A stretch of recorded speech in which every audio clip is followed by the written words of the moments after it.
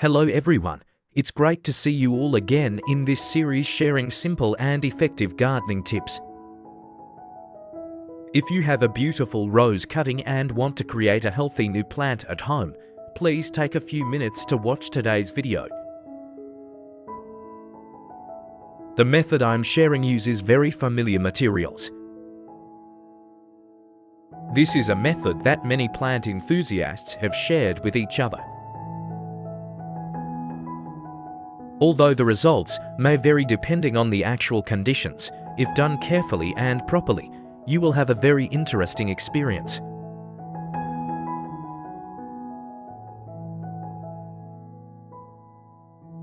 First, let's prepare a healthy rose cutting, free from pests and diseases, and of the right age. This is a crucial factor determining the survival of the cutting.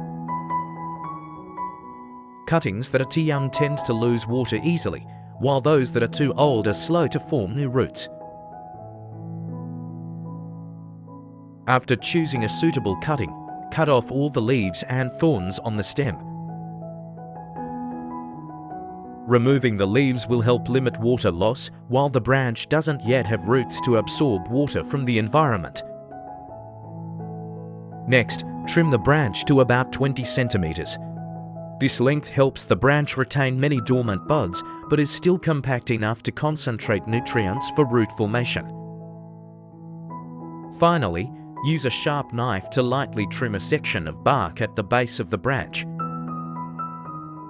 The exposed tissue underneath will be where callus tissue can form and new roots can develop if conditions are suitable.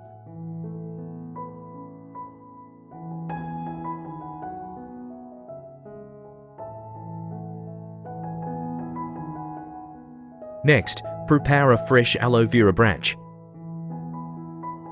Choose thick, succulent leaves, wash away any dirt, and cut them into sections about 8 to 10 centimeters long.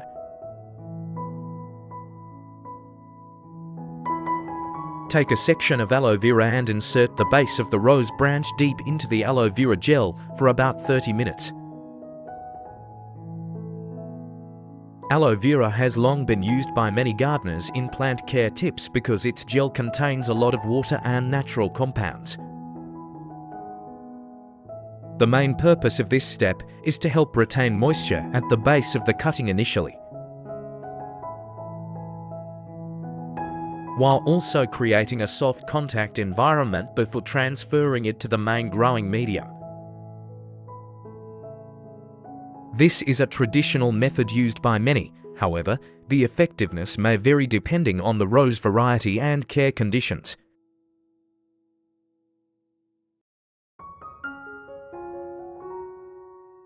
While waiting for the cutting to soak, we continue to process the remaining aloe vera. Completely remove the green outer layer to avoid contamination with sap, keeping only the transparent flesh.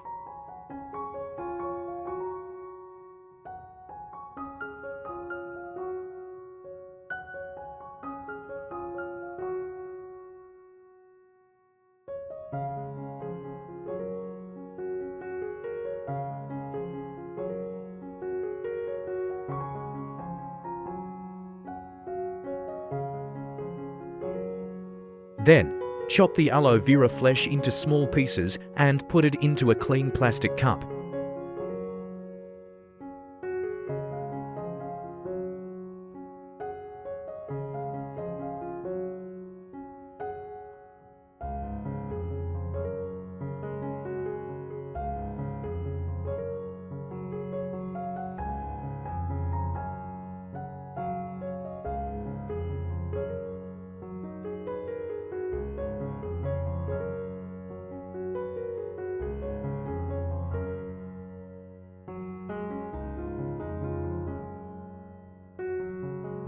Add about 500 milliliters of warm water, stir well to partially dissolve the gel in the water, and let it sit for about 30 minutes.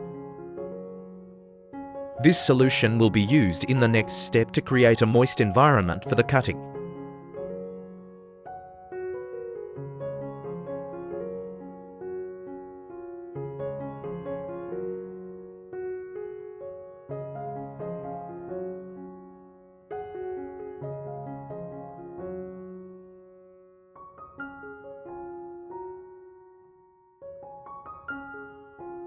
Next, take a clean piece of foam and cut it to fit the mouth of the glass cup.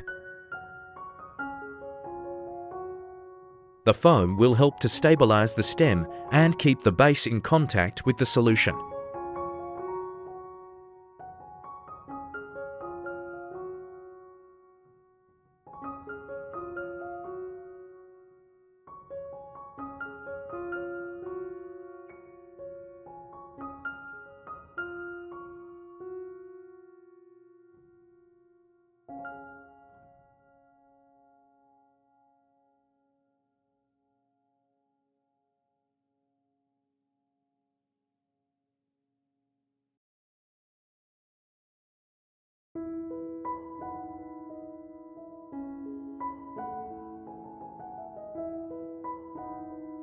Now, we prepare the rice water.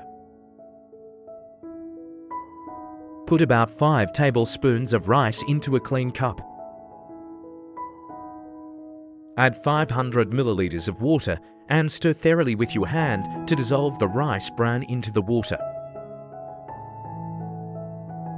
According to the experience of many plant growers, rice water contains a quantity of starch along with some dissolved minerals. When used in moderation, rice water is often considered a mild nutritional supplement for plants in the early stages. However, if left for too long or used in a concentrated form, it can easily ferment and develop mold. Therefore, I always advise you to only use fresh rice water and use it immediately after preparation. Then, gently strain the rice water into another cup.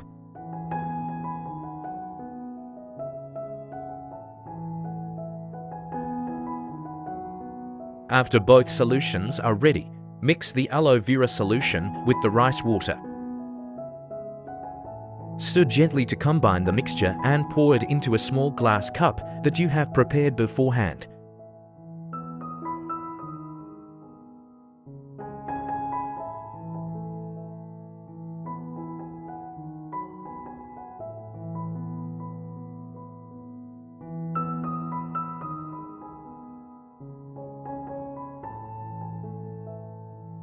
Gently remove the rose stem from the aloe vera, thread the stem through the center of the foam, and place the foam over the mouth of the cup so that the base of the stem is submerged in the solution, but the stem itself remains dry above.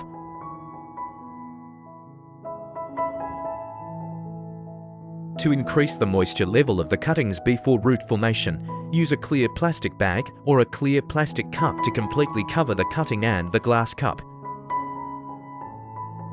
This is a very important step because the cuttings are not yet able to absorb water.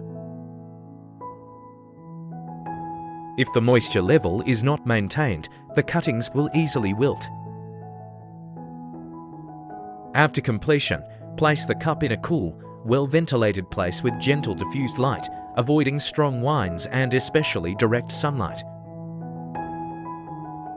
While waiting, simply observe whether the solution is sufficient and keep the environment clean. Avoid opening the covering bag too many times as this will reduce the moisture inside.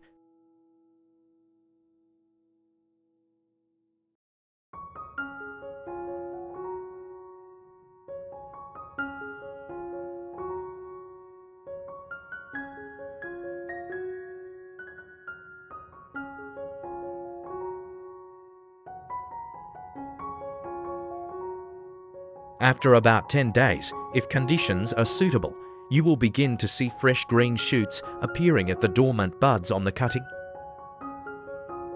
This is a sign that the cutting is still viable.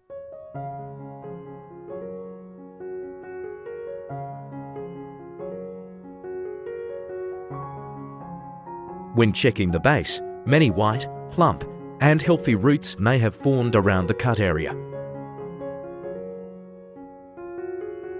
The actual rooting rate can be faster or slower depending on the rose variety, temperature, humidity, and individual care practices.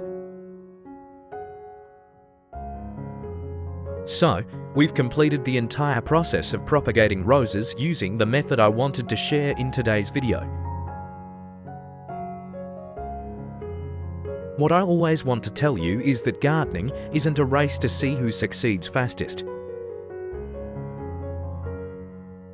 but a journey of observation, learning, and patience with each leaf and each tiny root. Some cuttings will root very quickly, while others need more time. The important thing is not to get discouraged if the first attempt doesn't yield the desired results. Each experiment provides us with a little more experience to do better next time.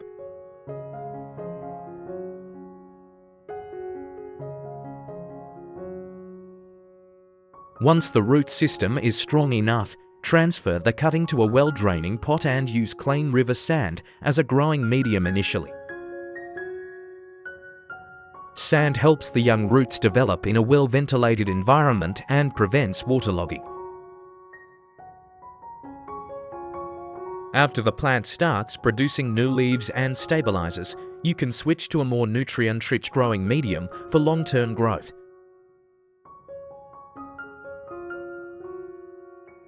If you found today's sharing helpful, please take a moment to like the video and subscribe to the channel so you don't miss out on new gardening tips in the future.